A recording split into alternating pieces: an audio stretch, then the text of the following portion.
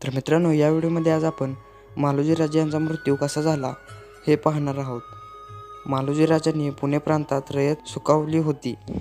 उमाबाई आणि रयतेचे सौभाग्य थोर, पण शिवपायकाचे जगणे अवघड असत. त्यांचा मुक्काम सदैव मृत्यूच्या सरहद्दीवर असतो.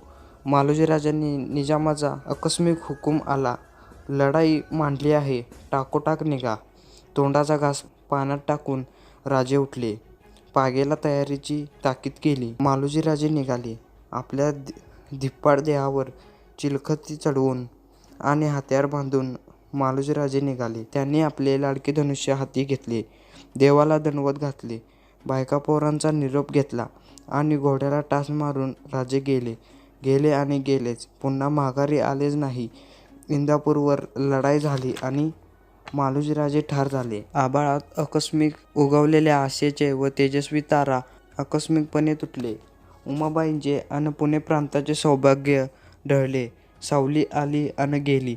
अखेर दोन सुलतानीच्या आपापसातील सत्तेबाजीला एक थोर मराठा बळी पडला.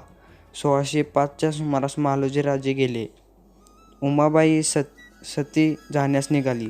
शहाजीराजे व शरीफजीराजे अवघे 5 व 3 वर्षाचे होते. आता कोणी कोणाला समजवायचे? विठोजीराजांचे तर अत्यंत दुःखी झाले. त्यातही मोठ्या धीराने ते सती जाणाऱ्या आपल्या भावजेईला म्हणाले, वहिनीबाई, राजे सर्वांना टाकून गेले. आता मन आवरले पाहिजे. हे जगच असे अनित्य आहे.